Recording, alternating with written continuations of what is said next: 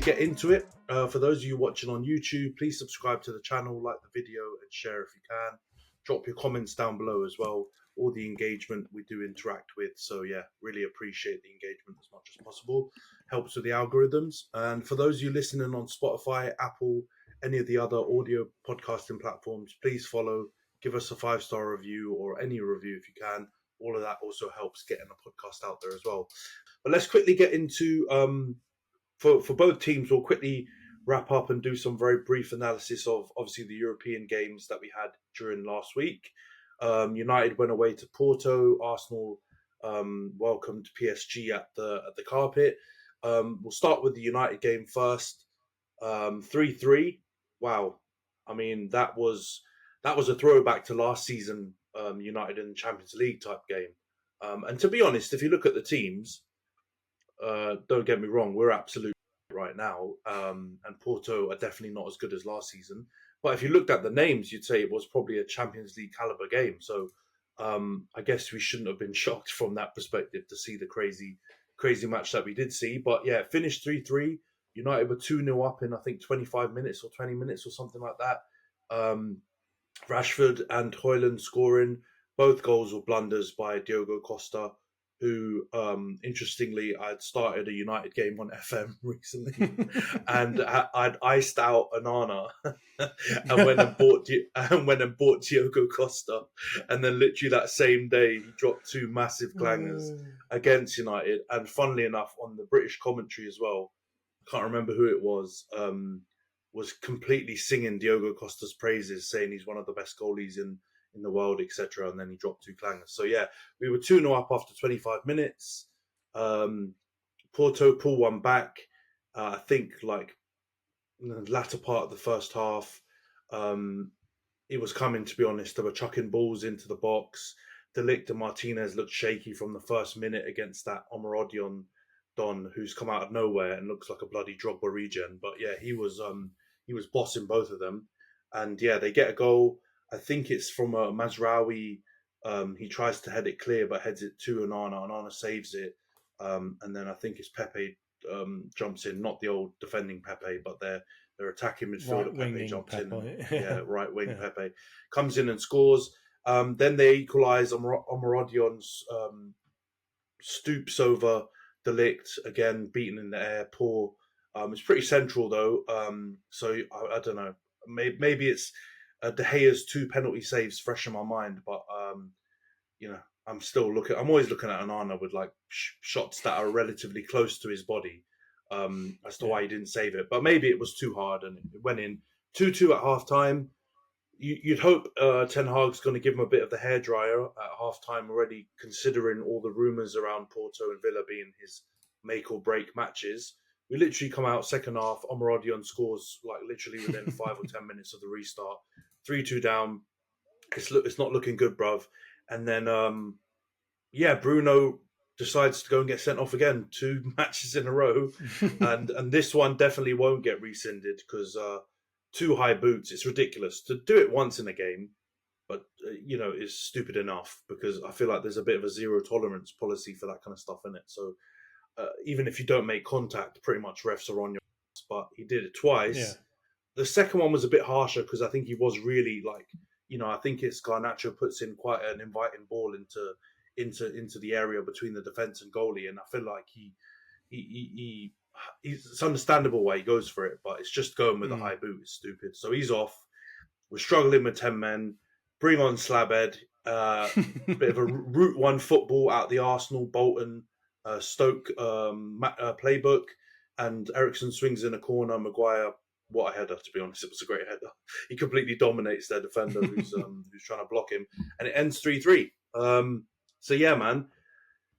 Oh, what? I mean, it's the worst result really for Ten Hag inners and Ten Hag outers. Both results really for United this week have been poor in terms of it feels like we're in a bit of limbo. But with this one first, Jonts, I don't know what my opinion on this question is, but I want to ask you, do you think it's quite concerning that we've carried over this habit of losing 2-0 or 2-goal leads? And in this game, somehow we managed to salvage it. But, in other games, I'm thinking Chelsea, for example, I'm thinking all of our European games basically last season, we managed to bottle most of those games.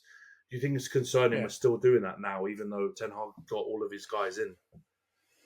I definitely think it has to be concerning for everyone, but I think you have to kind of take it back to maybe the beginning of the season, right? It would be concerning based off of how you're starting with new players and kind of a fresh slate or a clean slate essentially for Ten Hag.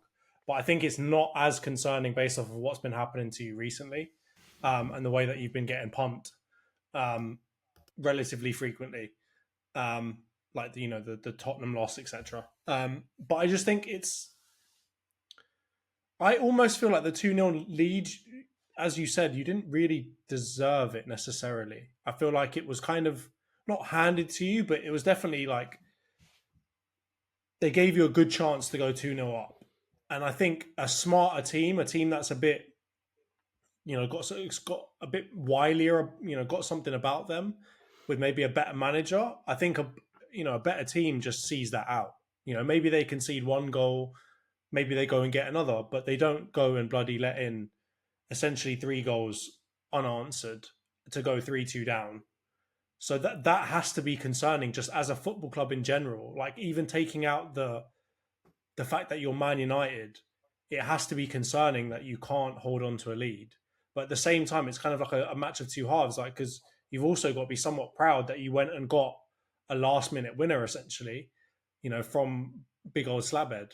So it's a really weird. It's just Man United is like a reality show, isn't it? It's like it's almost as if they're writing the script to be as dramatic as physically possible.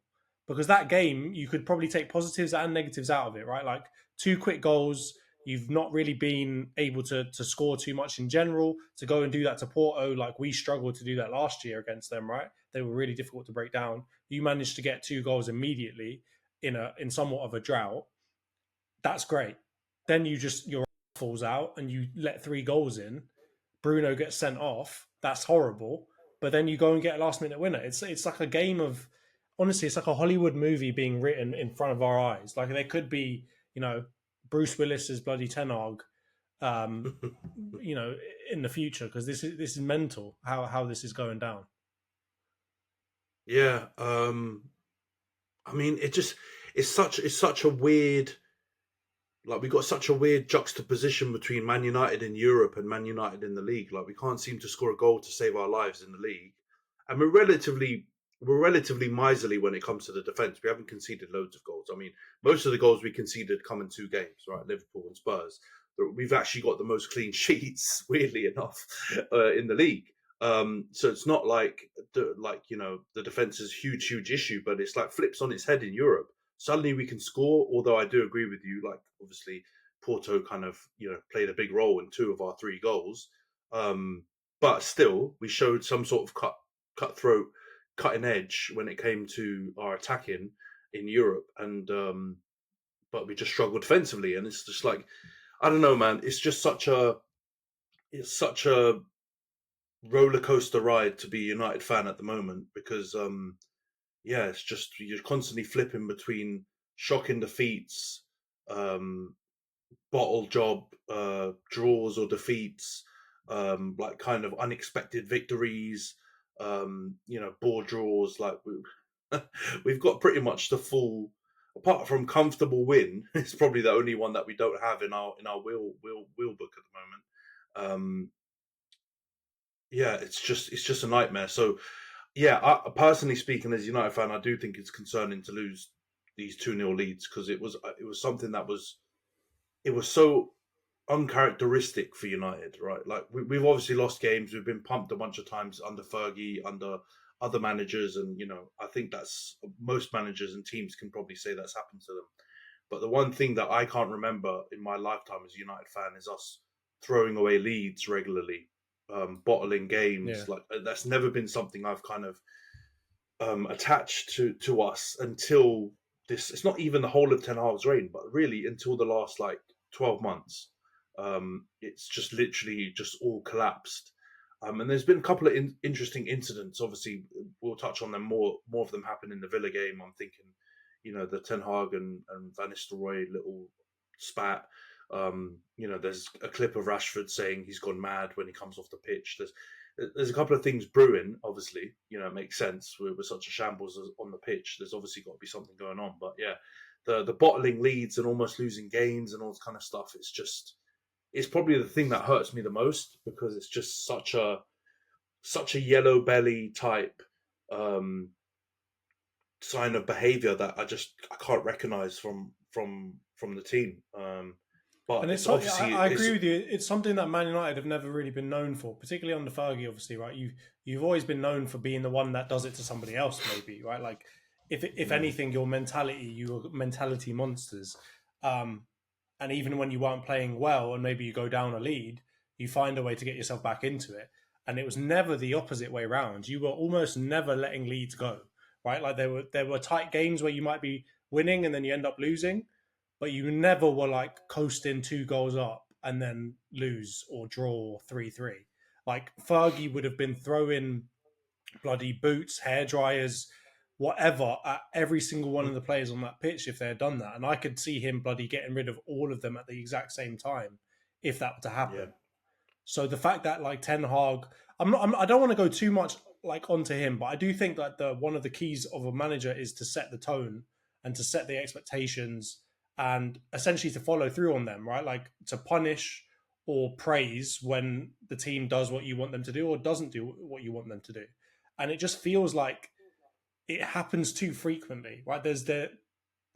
Once is enough, right? And we're not even talking about Spurs, right? They've done it bloody 10 times or whatever. But once is enough for a manager, in my opinion, to say, okay, if that ever happens again, not a single one of you will ever touch the pitch for Man United again under my reign, right? And that kind of character, that like testicular fortitude, I think is required to really get a team to buck up. And the fact that it just keeps on happening to you just makes me think that Ten Hag really just doesn't have that man management or leadership style to be able to get this team to really like pull their heads out there.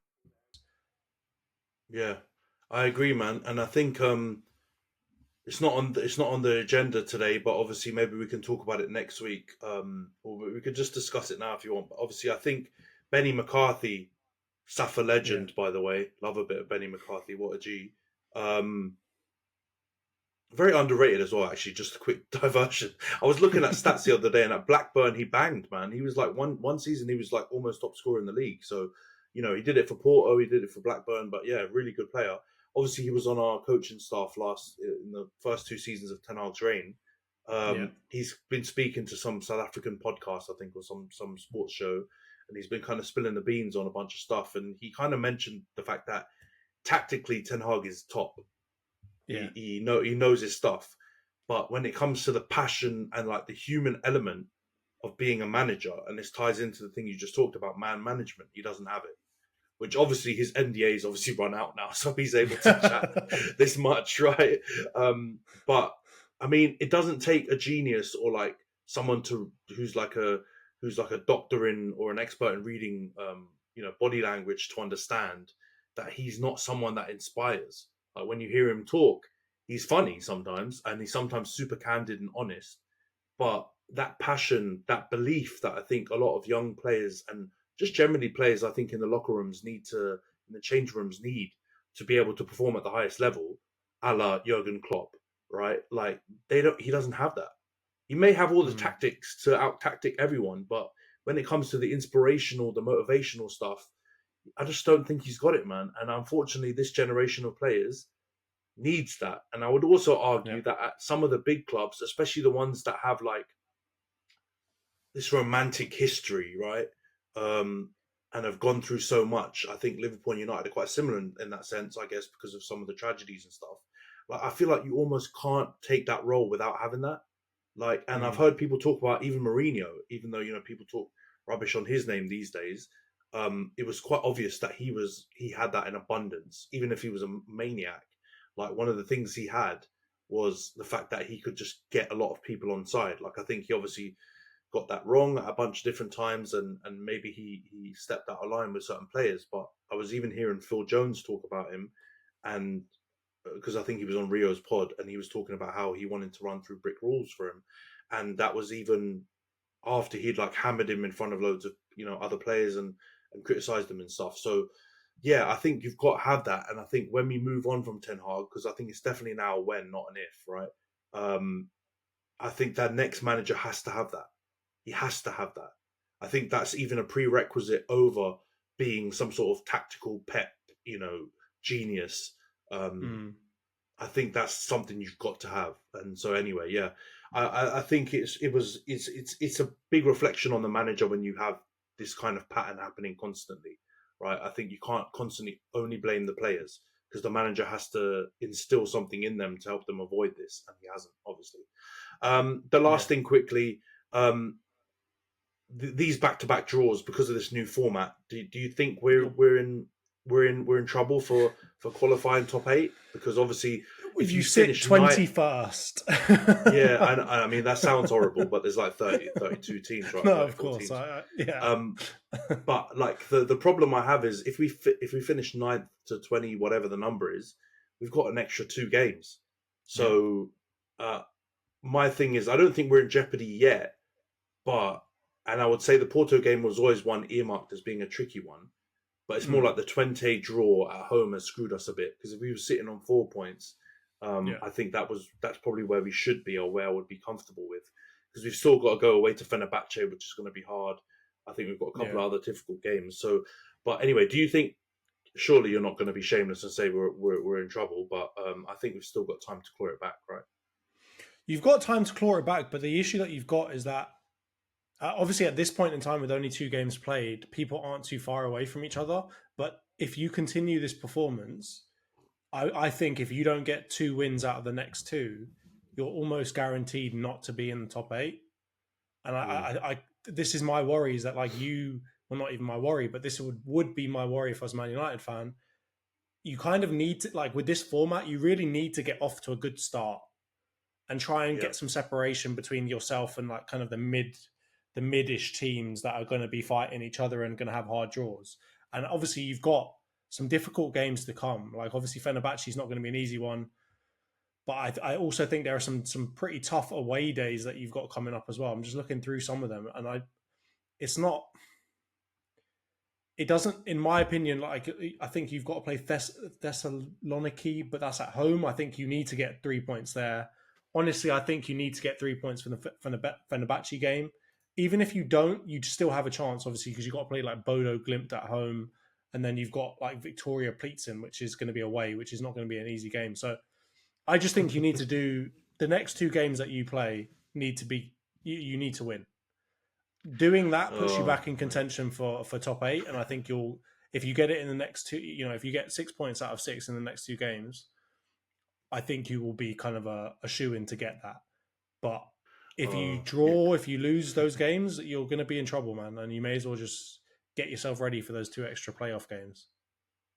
Yeah, no, sorry, I was just cracking up because I get it. Fenerbahce is hard, Porto away is hard. Saying Victoria Pilsen or whatever is hard was No, no, tricky. no. But yeah, Yeah. they're crap. But away, that's not a fun No, match. no, I know. I'm just saying it's a reflection on how far we've fallen. That would be seen as the banker in that old Champions League format away if we had them, but now because we're so rubbish. But no, I agree with you. We've got to get Yeah, those. We've got to get basically with this new format. You've got to win all your home games, try and nick a couple of wins, and then get draws as much as possible away, and you're probably yeah, going to get in the top 8. We've obviously dropped 2 points at home now, essentially to 20. But I would say 20, Fenerbahce, and Porto are probably the hardest ones out of that run. yeah. So if we were to draw at Fenerbahce even and win the other 5, I think we'd get top 8. But we've put ourselves in a tricky spot Mm. for qualification at the moment. But it's a long road. Let's quickly divert actually and just wrap up the other European game before we get into the weekend stuff. Arsenal at home to PSG in the Champions League. I think we both predicted wins for Arsenal, so it's not a shock that ended up 2-0 to you guys. But yeah, it was kind of a game of two halves, wasn't it? Because I think the first half, you guys were all over them, and I think it was a really, really impressive display. Saka was playing well. Havertz scored a really nice goal. PSG, oh my god, they were also stinking it up in that first half. Yeah. Absolutely poor. Donnarumma stinks it up. He's such a rubbish goalie, He's honestly. so bad, yeah. Um, he's like Lenny from Of Mice and Men. He's just big, but he doesn't know anything about what he needs to do at all. He's just like clueless. And yeah, you end up winning 2-0. But the second half was kind of a bit of a damp squib, to be honest. Like you had not many chances, to be honest. PSG had a bit more of the ball. You kind of sat back defensively and just kind of just Shut down played the shop, game. mate. Yeah, played the game out and just held on to your clean sheet. So, first of all, do you think 2-0 was fair, or do you think because there's some people out there that are saying PSG, with all that domination in the second half, or as much of the ball they had, they should have tried, to get back in the game and score a couple goals. But do you think 2-0 was a fair result generally? I think that it was fair that we won, but I do think it probably could have been closer. They had quite a lot of good chances in that second half that they probably should have put away. But I think from my point of view, it's a really positive performance because it's, when someone else is not performing well, and it's a big team at that, we need to take advantage of that and make sure we get out of there with a win, right? Like you will come across teams sometimes where they're just going to play you off the park, right? That's going to happen. Unfortunately, with the Champions League, it's going to happen quite frequently because you're playing against really, really good teams. And with PSG, obviously, they're maybe a shadow of what they could have been before, and they don't obviously have Mbappe and a lot of their stars that they previously had. But they're still a really handy team with a lot of really, really good players. So from my point of view, that's exactly what I want to see. I want to see us be ruthless and put them away when they're not able to capitalize on their chances. And I think it was a fair win, but I'd probably argue they were good for a goal. But yeah, they were being very. They're quite Spursy. PSG as a team are just they're like a French Spurs while still being the best team in that league. But when it comes to Champions League, they're basically like how Spurs are in the Premier League. They're very, very bodily, and they never really perform as well as they should. They almost always underperform versus how you'd expect from them. So to see them lose 2-0 when they probably should have got a goal is just par for the course. And I don't know, maybe did you think it was a fair result? Did you feel like they deserved more than that? No, to be honest, I didn't. I don't agree with the people that think that. To be honest, but I know they had a lot of the ball and they had a few little moments here and there where, if there was a little bit more cutting edge, maybe they could have scored. Or if I guess the idea of PSG was the reality, maybe they could have got back into the game if they did grab a consolation goal. But I thought you guys just you completely smothered them in the first half. They didn't know what was going on. I think a lot of their players are really young. I think we got to remember that, as well. Like they've rebuilt basically and decided they're not going to go for big stars anymore. Yeah. And they're 3 or 4 years behind you guys. To be honest, they're kind of copying your blueprint a bit now with all the young talent that they've got in. So I like a lot of the young players they've got. Zaire Emery's really handy. Jao Neves also was pretty decent. Barcola's one of those ones that frustrates because he's clearly got loads of talent, but he's not picking out the right final ball or the right decision at the end when he gets into a dangerous position. But they have good players, but they're young, they're inexperienced, and I feel like this is one they can chalk up as just coming up against a team that's just way ahead of them. And you are better than PSG, let's be honest. Defensively, I feel like it was a walk in the park, and then even attacking, I don't think you guys got out of second gear. The Havertz goal was nice, but the Saka one was just a calamity from their side defensively. Yeah. And then you didn't have to do anything. And I just felt like it was just so comfortable. And I don't think they deserved anything. And I think, PSG are quite Spursy.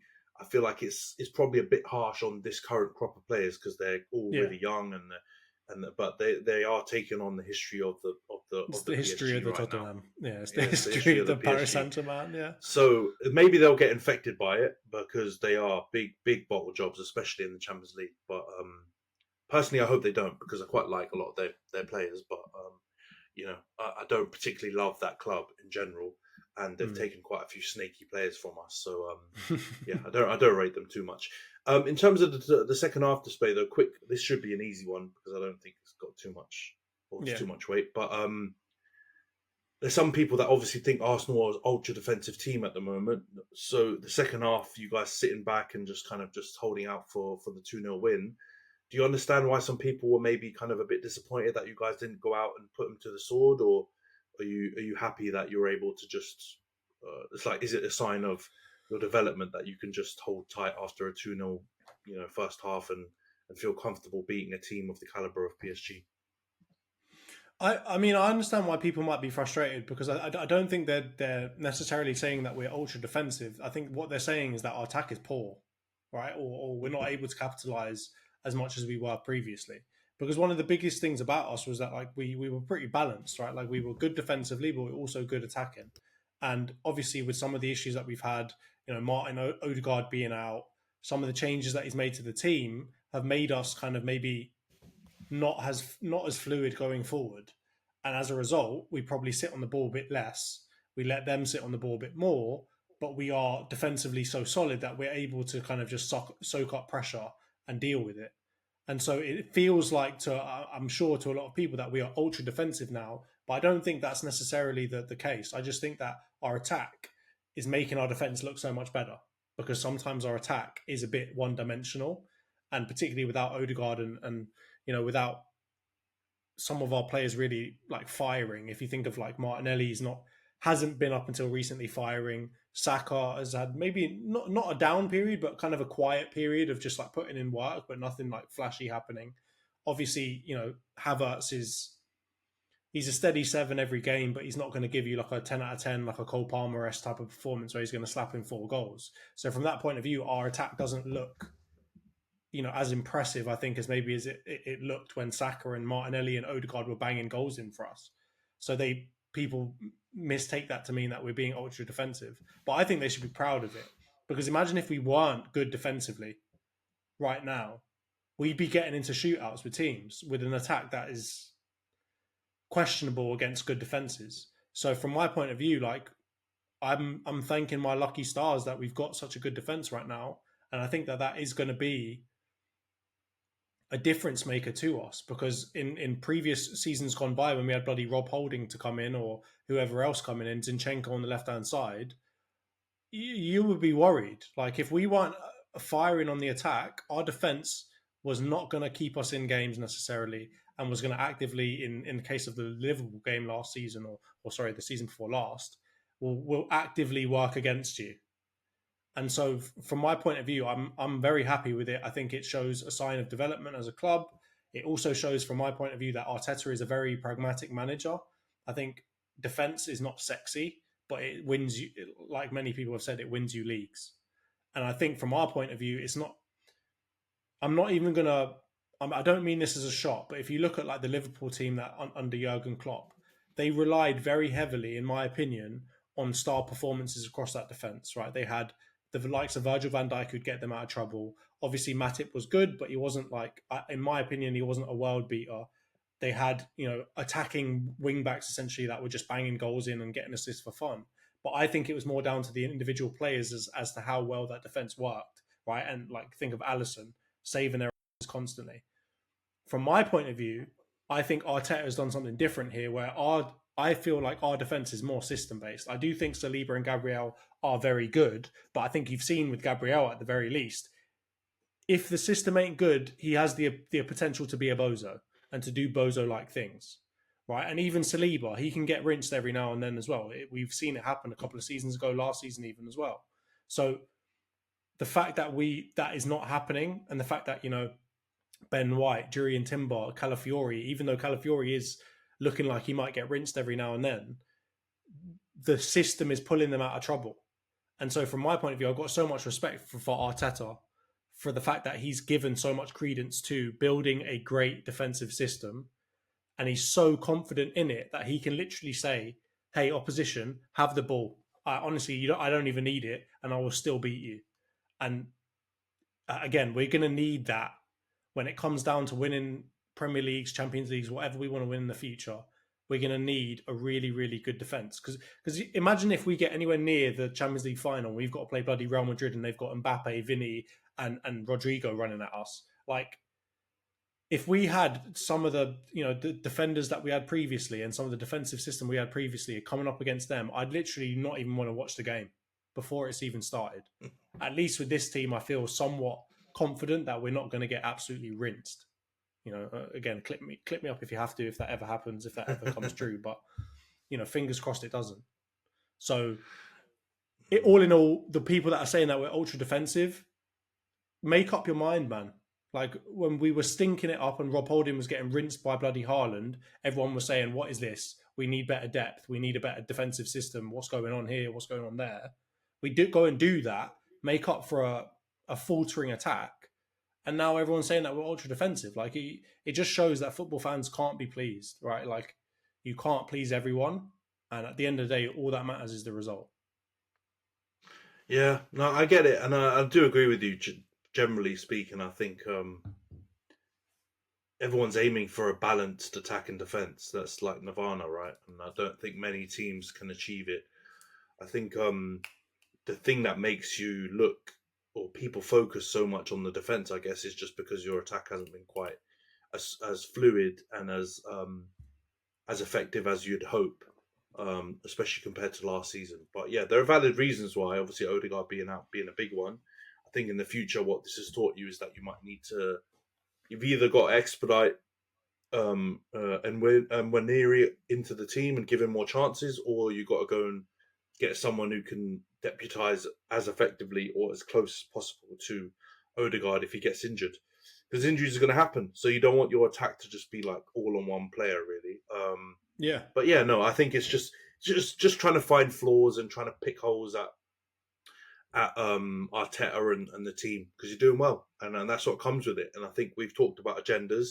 There is a I'm not going to go out here and do conspiracy theories, but I don't think Arteta is a media darling, and so I think with that comes these kind of unfair, picking holes at things when there's nothing to really investigate. So I think it's impressive that you can just shut down, even if PSG are in transition. As a club, it's still impressive to be able to shut them down and not give them too many chances and get the clean sheet. So, yeah, I think it's all a lot about nothing, really.